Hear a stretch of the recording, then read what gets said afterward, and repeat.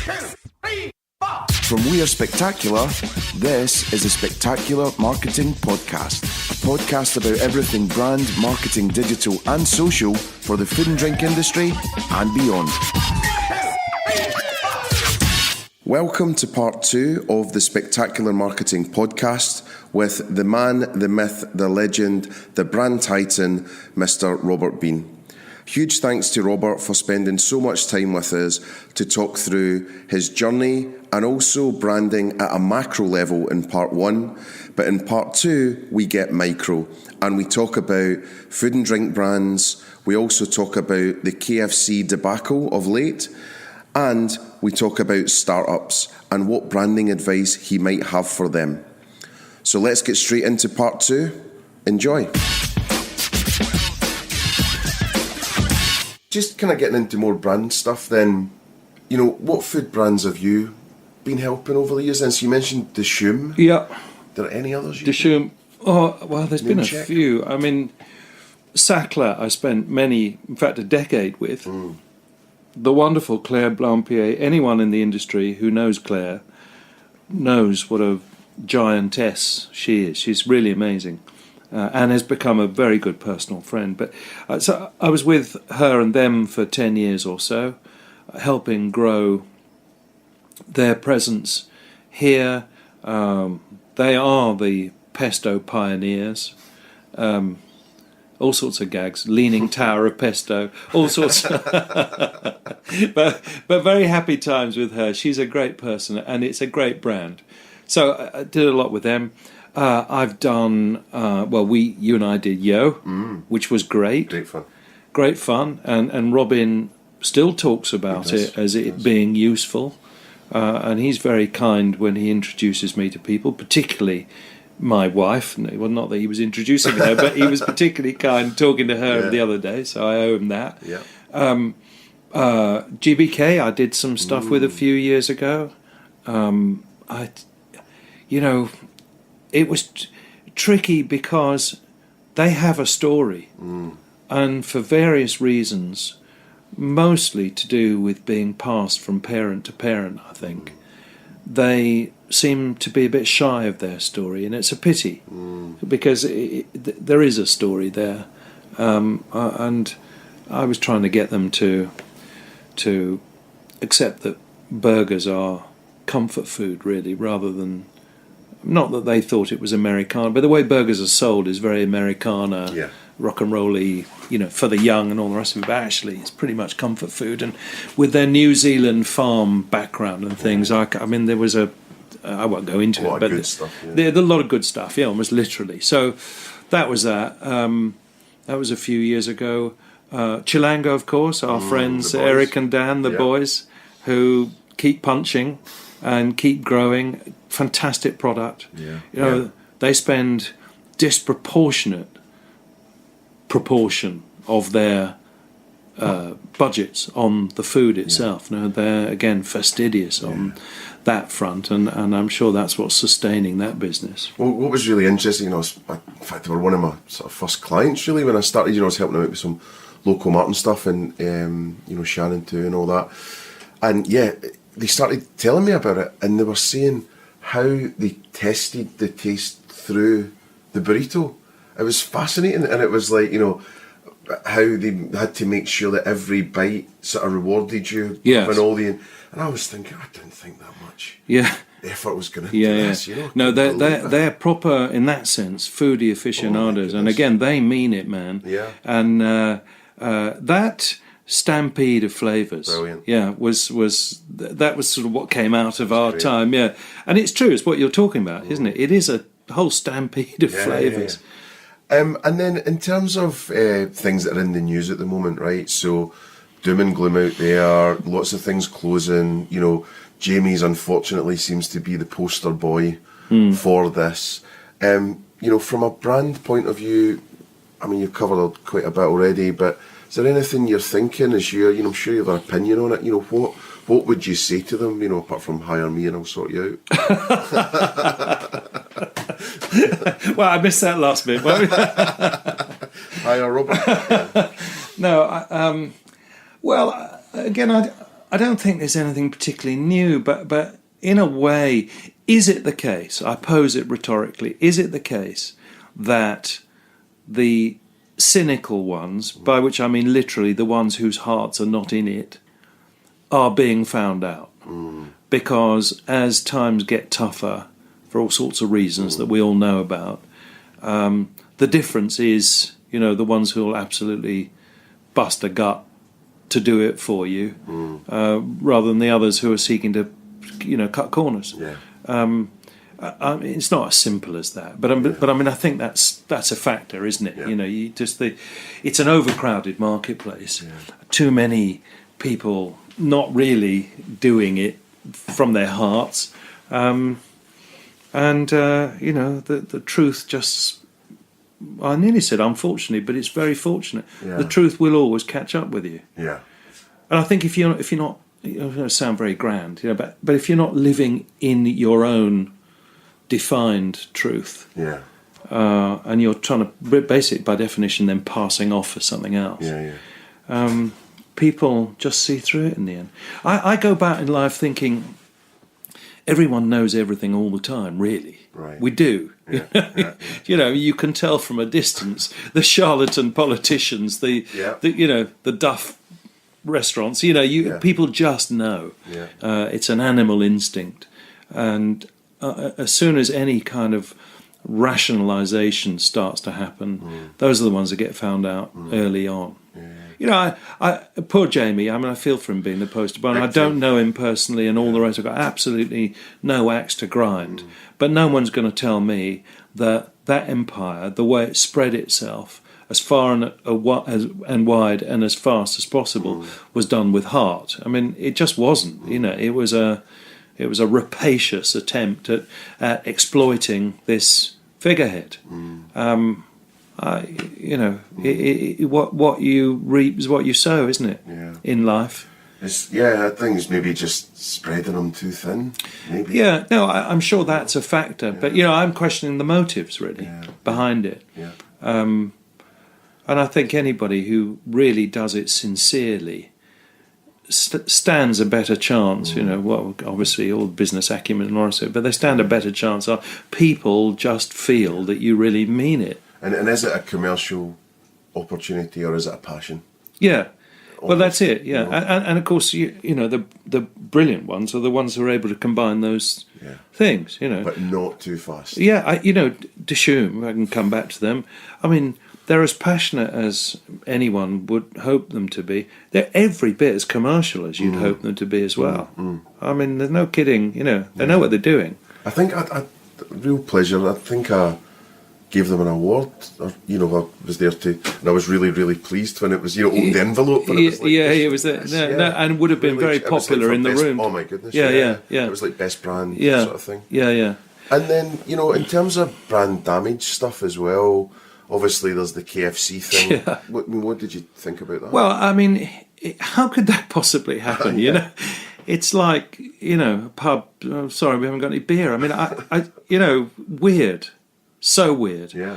And no doubt there will be rolling heads as a result of it. Headless chickens, exactly. In fact, headless chickens would have been very acceptable in the middle of the crisis. No, I mean, it's a. I think it's possible to compartmentalise cock-ups from brand ruination, if you see what I'm trying to say. That is a not straightforward, but a sort of straightforward logistical, operational cock-up of gargantuan proportions. But it's laughable. But again, on the basis everyone knows everything, I'm sure people will see that as being something glitched in the machine, rather than they've tried to pass off cheaper fare, or they've put the prices, or done something that is long-term brand reputationally damaging. If the product's still the same. I mean, God, I'm sounding like I'm nearly endorsing it, but in that for the KFC aficionados, I suspect they're momentarily cross because they couldn't get what they wanted, and then they go, oh, it was some kind of a cock up, and with enough time having passed, they'll be back. You know, it's not like we found worms crawling in it, or you know, it's a different kind of thing. Problem. I mean, but in saying that, I think weirdly it's almost been good for them. So slightly like the GBK vegetarian vegan tobacco, which we've got a future podcast with Mark Weir, who handled all the social backlash. Right, that would be interesting. But you know, I actually think it brought KFC into maybe the people that aren't their customers, so the ABC ones, because Mother were incredible, and they created an ad that actually I don't think someone in a, you know, maybe, you know, that's a bit lower down the demographic scale, would they probably think it was quite, you know, up its own bum kind of thing. But for us, the professionals, I mean, every post on LinkedIn for that couple of days, did you see the ad? Yeah, I did. Yeah. I thought it was a brilliant. No, it's very clever. Yeah. You know, recovery. And, and I think they did a incredible. But I'm wondering if you might see a few, may not be everyone, but a few people have, you know, having fond memories of KFC when they were a kid. Yeah. Just maybe going that one time. Yeah. More quite than possible. You know, absolutely, so, quite possible. I mean, the notion of using an event like that and using the force to do a judo throw on it. You know, I mean, again, nothing new in that, but it does need executing well and quickly and bravely no, very good. I mean, good for KFC for doing that, and running the risk of further wrath, but with the very powerful antidote of humour. It's not easy to get that balance right, and to be that brave, as you say, and that decisive. So, you know, good. I mean, again, that sort of helps, I think, in this sense that we all have about things in life, that actually KFC in this instance is probably all right as a company and a brand and all the rest of it. There's no reason for me as a consumer to stop consuming or to start hating them. Not that I am, but no reason for that. It was a cock up. That happens. You know, move on. No, so you know the other things, you know, people come to us, you know, quite often, and they're startups, and they're sort of wondering where to put their money a bit, and a lot of the time they go, forget that brand bit, we just need to get, you know, the basics done. What's your advice, you know, for people, you know, let's say they're starting a chicken wagon or, you know, some kind of street food, or what would you think? Well, I'm glad you asked me that question. I mean, in the way that Is that a pause? No, I'm heavily involved in a startup at the moment, and in the drinks space. It's my son's business, actually. Him and a schoolmate of his. You want to give it a shout out? Well, it's called Grounded Drinks. Okay. And they are 100% natural fruit quenchers. So it's cold pressed fruits and roots with water, HPP treated, so no heat, raw. And there doesn't appear to be anything like it, strangely, in this congested marketplace. They seem to have carved out this space that has caught the retailers' attention, because Sainsbury's are taking it now, WH Smith are taking it in the airports and the railways, the Co-op have got it, Harrods have got it, Fortnum's, it goes on. And there are 2 or 3 other big places that are there at the point where they're discussing price. The point being that the retailers have seen that something, I forgot to mention the biggest thing, of course, because it's a lot of water in it, the sugar content is tiny, as is the calorie count. But the flavour is full on. So it's a very clever combination.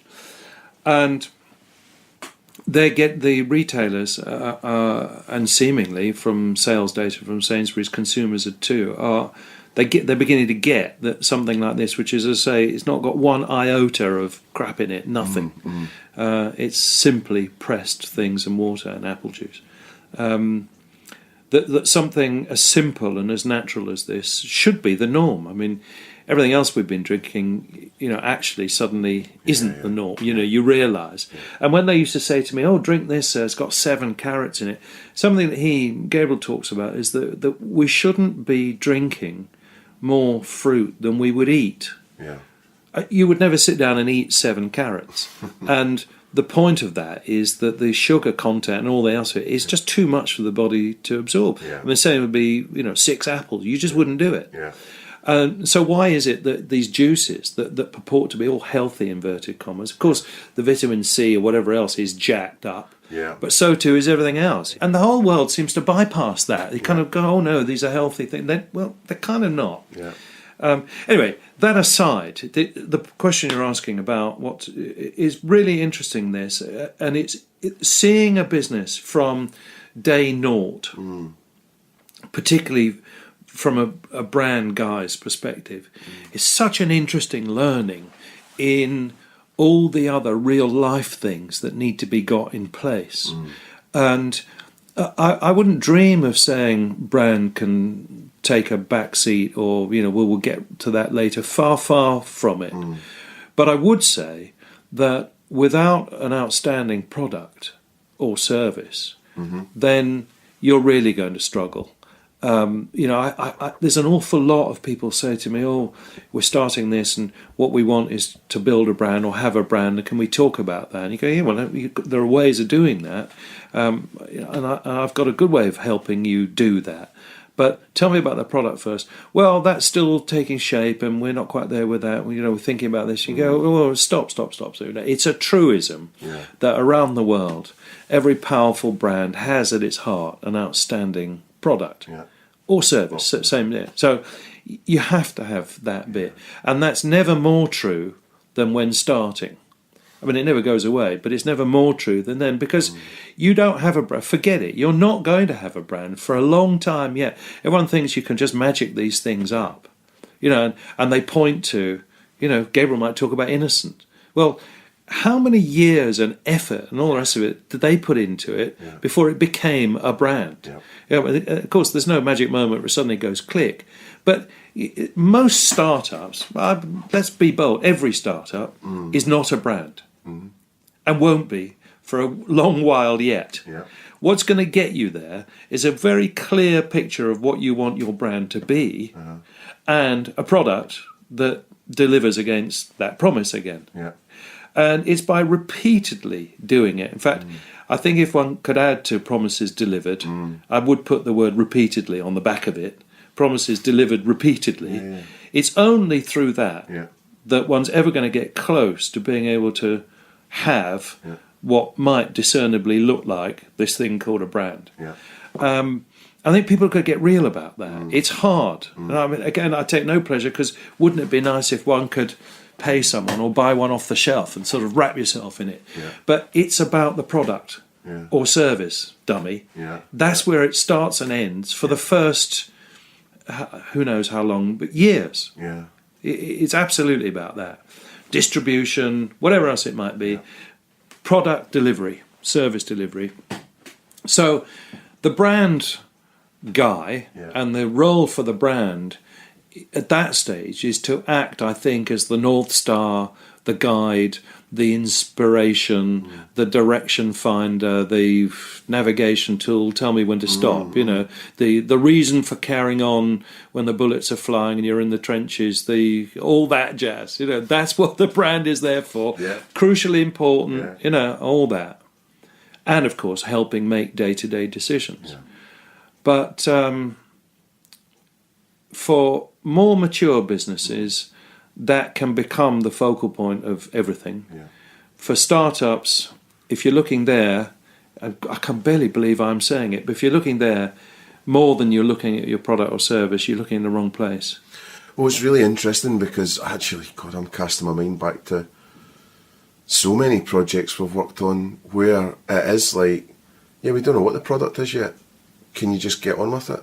And you're under that pressure, and you've got to run a business. You're trying to help, and that's actually a good lesson. Is actually just to say, until you've got all your ducks in a row, and you really, really, really know what this is, then and I know life's not perfect, and of course, all these things. But I think that's a good tip for anyone. And on the inside as well of brands to say, oh, can you do me a huge marketing campaign around a new Bao Bun collection? Well, what's the ingredients? What's the tell you later. Yeah. We get it with menus all the time. Yeah. You know, what's the Christmas campaign going to be? What's the Christmas menu? Oh, I don't know yet. I mean, no surprise it'll be turkey and stuffing in some shape or form, but there's other stuff. Yeah. And so there's so many of us are doing it arse about face. Yeah, I think so. And it's particularly acute at that Yeah. start-up point where without that, I mean, it's common sense, really. You know, that's what you're going to put out in the market. Yeah. You need someone to buy it, and then you need them to tell somebody else, and then you need them to come back and buy it again. Yeah. There's very little brand, in the sense of external brand, at work in those transactions. Yeah. That's about, do I like the look of this? Yeah. And in that sense, there is brand at work. Yeah. If it's a packaged thing, or of course there's brand thing, but the product's got to work. You know, and it's got to work, as I say, repeatedly until such point as consumers develop a relationship with your offering, and that's where they start having a different and that's where the branding process in its more profound way really starts to kick in. I've got a fun one for you now, and I'm conscious of time too because I know you'll need to probably head off somewhere, but tone deaf branding. So there was a posh kebab shop that opened called Fanny's Ho Ho. I mean, what do you think of that sort of stuff? I read that story and I couldn't help but feel sorry for the blokes, actually, the guys who did it. They took such a pasting. Yeah, I mean, they really did. I mean, you know, it was clumsy, wasn't it? They opened a store in Hackney, was it? In sort of Kebab Central. Yeah. Where there's lots of good food, lots of Turkish and other indigenous, well, not indigenous, but other ethnic cuisine. And I dare say, you know, kebab is kind of order of the day. And they arrived and said that theirs was going to be the posh one. Well, actually, on the face of it, that's all right. You know, it's a premium version of something. You know, what's wrong with that? Quite a few. There was Chifafa. They were around for a wee bit, and so there's quite a few trying to crack this. Yeah, you know. In fact, SSP are doing it really well at airports and things. They're doing, like, I was at Glasgow Airport the other week, and it was like, you know, kebab and a pint. But it was more like a shawarma looking thing. So it looked top drawer. Yeah, it looked all right. I think the mistake they made was not calling it a posh thing or anything like that, or even the idea. And actually, reading into it, it seemed as though they had worked quite hard at getting the right ingredients and all the rest of it. I think the mistake was going there and parking their kebab-laden tank in Kebab Central's lawn and saying this is posh, and thereby attempting to deposition everyone else. You know, if you thought you'd had kebab, think again, because ours is the best. You know, in the middle of enemy territory, that probably wasn't terribly smart, just commercially, but also in brand terms. As I understand it, I think these guys came from Fulham. Right. I think. What might have been the matter with opening a posh kebab place in Fulham, where the whole thing is more congruent? Yeah. You know, you have people like that prepared to pay the premium, looking for something different. We're going to bring you a nice new, different posh kebab. Yeah. What was to stop them from doing that all over London? Yeah. Why go there where there's already, you know, surplus of good supply, presumably very well priced because it's by definition competitive, and A, compete against that, and B, piss everyone else off. I mean, it seemed to me a blunder more than anything else. And also just the, you know, potential smuttiness of the name, right? Well, that too. I mean, you know, talk about promises delivered. I mean, Fanny Kebab, it sounds awful, doesn't it? Yeah. I mean, you would expect... I mean, I don't know what you would expect. You probably wouldn't expect posh, though, particularly. No, they went kind of almost Viz territory rather than, you know... And it was just a thing they didn't... And you're saying going there location-wise, I don't think they needed to go there ho-ho joke-wise, especially... You know, the way things have moved on, and equality, and it's, you know, International Women's Day today, right? Yeah, as it happens. You know, so I just think, it's a bit of a shocker. But they're basically, I think the Instagram account's gone, and all these things. So yeah, I feel for them, poor actually. guys, I mean, you know, they're doing their best, They're trying. and they're trying hard. Yeah. That name was an attempt at standing out, Yeah. and you know, we're press. talking about it, Yeah. and you know, all that, and a couple of mistakes, and I don't know. I mean, I'm in danger of turning sort of political with this, but there is an awful lot of. There's an undercurrent, particularly in London, of a really heavy PC brigade that would choose to take offence in almost anything they see, whether it's the name, whether it's don't come here to this territory where there are all these other offerings and all the rest of it. I mean, I think all of that, by the way, is all fair game, but the depth and the heat of the vitriol thrown at these people, in my opinion, is disproportionate with what they were trying to do. I genuinely think they were slightly naive rather than trying to be really provocative on any level. Yeah. And if they'd opened one in Fulham or wherever else, none of this would have been an issue. Yeah. I mean, one might still be going odd name to choose, but that's down to them, you know. Yeah. And then, you know, a couple of final things then. We're thinking about, you know, pubs and bar groups and all the rest of it. There's a bit of a trend at the moment where they're not naming themselves as the chain name or the group name, and it's all different names. Yeah. What's your view on that kind of approach? Well, I had experience of this with Young's, actually, which is not exactly that, but each of the pubs is its own thing. Yeah, exactly.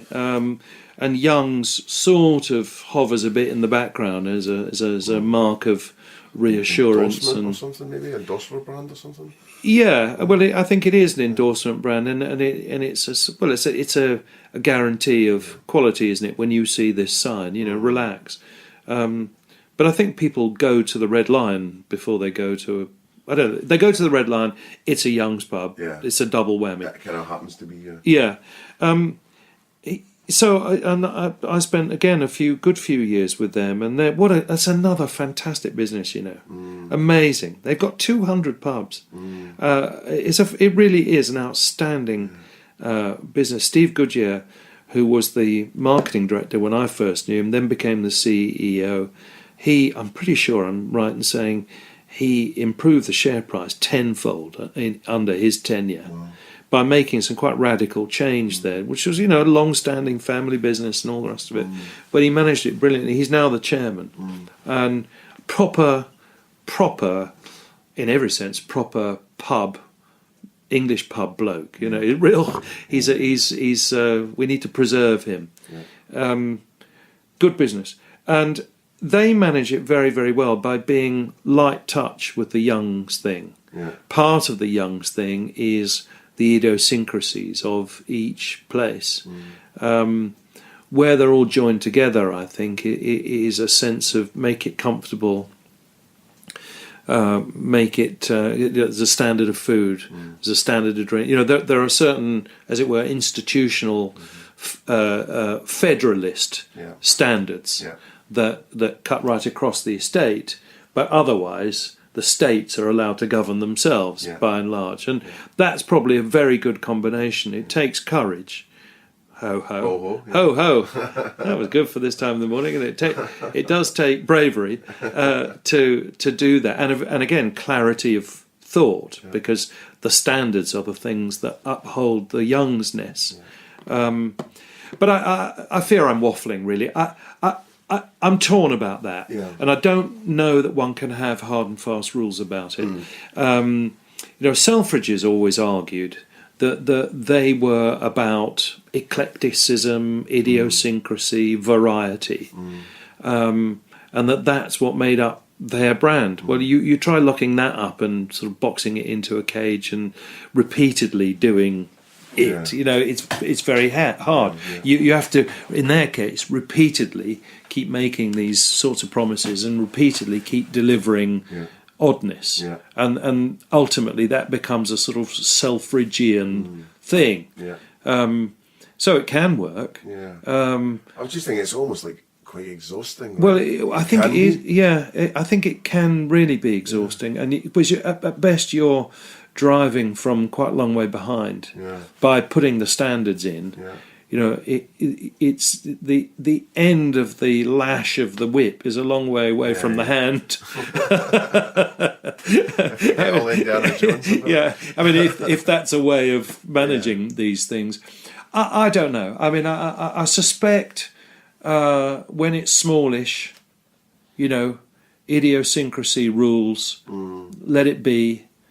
But before long, most things need a bit of packaging, don't they? A ribbon around it, or a bow, or something to draw it together. I did some work earlier this year with an interesting business who own the Epicurean Club. They have 26 pubs, 5 in London. But real showstoppers, Cross Keys, Admiral Codrington, big high-vis sites in London, and 21 out in the country, all inns, proper country inns. And they have this as well. They have standards, very high standards. The selection of which inn, all that jazz is all very well worked out. But each one is selling itself on its own charming idiosyncrasies, as it has to be. And there are a lot about events as well. So if you want to learn about shooting, or if you want to go kayaking, or whatever it might be, there's an inn that you go there for the weekend and you do your events. It's a clever, good quality thing. And they're slightly grappling with this. To what extent is the Epicurean Club the thing that you have forced down your throat, versus the Red Lion in Swindon? Exactly. And it's a constant balance. I mean, I've spent a lot of time waffling, saying I don't really know the answer to that one. I think it's probably, when you have a few, it's okay, but there'll come a point where you want to get the credit for you being the brand behind it. Exactly. Exactly, to capitalise on it, and to give value to the consumer as well. Oh well, if it's a Young's pub, then I feel reassured. Or a Fuller's. Or a or a Courage. So there is a value for both sides of the equation ultimately to wrapping it. These people. It's an interesting concept because it's a club, Epicurean Club. You join the club, and on joining the club, you have access to this. So they have a slightly different reason for pushing a central thing. So sure, it's okay for a few, but there's a point you'll want to rein them in. Cool. Probably the way you're looking at me is time to rein me in. Well, no, I'm just thinking about you, to be honest. And then, the last thing then, just, to kind of end on, what's your advice for people then just re-looking at their brand? So it's a start-up, it's going well, it's going badly, there's never a bad time to, have a check under the bonnet, as you say. Where would you advise people start? What should they do? Well, first principles are, so named because they're important. And I'm kind of probably the wrong guy to ask that question to, because, to my mind, having a clearly articulated single organising principle is the answer to that. And that every now and again, when we appear to be wobbling or are uncertain about going left or right, it's very useful to get that out, as it were, metaphorically, and go, well, what was it we said? Oh, look, actually this helps us go left or right. And at the risk of gross repetition of one of my favourite Birnbach-isms about a principle isn't a principle till it costs you money, there are moments where brave decisions need to be made that might cost you money, but for the long-term perpetuation of the thing that I have heart, passion, spirit and belief in, this is the right thing to do now. I mean, I'm seeing it in my little startup. There are things we're doing, or not doing, actually, more important, where you think, oh, blimey, God, that would represent quite a lot of cash. And then you go, well, let's look the other way and just do it, But no, stick to the course. And I think rather than that just be purist sort of brand bullshit. I think there is a real commercial and business financial value argument for that. In the end, most of these brands are traded, particularly in the sector we've been talking a lot about, are traded on their, as it were, inherent brand value, not just on the numbers. Yeah. You know, when we did Yo, and I said to Robin, why do you want to do this? And eventually, under a bit of torture, he would never survive any proper torture, but after a bit of torture, he said, well, all right then, we're thinking of selling the business. And I want to sell the business with what he gloriously referred to as, I want to sell the business with planning permission attached, right? Which was the work we were going to do. In other words, to a prospective buyer, there is a future. You know, the numbers are great, but what you're buying is the future. Of course, they all are, aren't they? They're not buying the past. They want it for the next 5 years, and can they make a turn in it? Well, at that level, of course you need the numbers to be good. But actually what's really being traded is the promise of a brand value that in 5 years' time is going to have greater value than it currently has. And that's not just about the numbers. In fact, you could go even so far as to say the numbers can be a bit dart. You can still pass it on, sell it on to a buyer whose eyes are wide open because they make a few operational changes and they can fix it. But the gold dust is in this ephemeral, intangible thing called brand value. That's why, over the long term, it's worth keeping your eyes on the road and going, this is what we're about, even at the startup phase. Again, there's a subtle point making there about, you know, seemingly saying don't worry too much about the brand in the early days. I'm not saying that at all. But if you haven't got the product, it's not going to work, was really the point. Keep your eyes fixed on the brand road, we might call it, which will mean taking brave decisions and eschewing the odd opportunity here or there if it doesn't fit or is discordant. But ultimately what you're building is longer term value, which is where the real value lies. So that, you know, keep your eyes on the road, I think, is the best advice. And it's funny, a guy came in yesterday and he had a drinks business, and basically it was all about personalised drinks. Like, so you would be able to upload your picture, you'd be able to put the names, and he was like, you know, we're doing it for weddings, we're doing it for corporate, we're doing it for gifting, but then the gifting's a pain in the bum because you've got to do one bottle at a time. And I was like, forget everything, just get into the weddings. And again, I think you said to me many years ago, be famous for one thing, and then you can always diversify after turn that. left or right, Always, and I think that was even my wife's cupcake business you were talking about back then. It was Pamela's business, So, you know, that was really good advice. So it's a good question, that actually, which many businesses need to ask themselves. Is what do we want to be famous for? It's a very real world, you know, and it forces quite a lot of deep thought, possibly angst. What do we want to become famous for? And if we're just trying to be middle of the middle and appeal to everyone, you go, you know, what's the point? I mean, unless you think, well, you know, One Direction managed it, so we can as well. I don't know, but you know, not my cup of tea. I don't know. They're looking for some replacements. Then we could be the tribute band. No Direction. No. Actually, One Direction is highly apt, isn't it? Well, listen. Thank you so much for coming in. You're very welcome. What fun. And, look forward to chatting. Well done. So a huge thanks again to Robert Bean from Robert Bean Branding for spending so much time with me to talk about branding in a macro sense and a micro sense.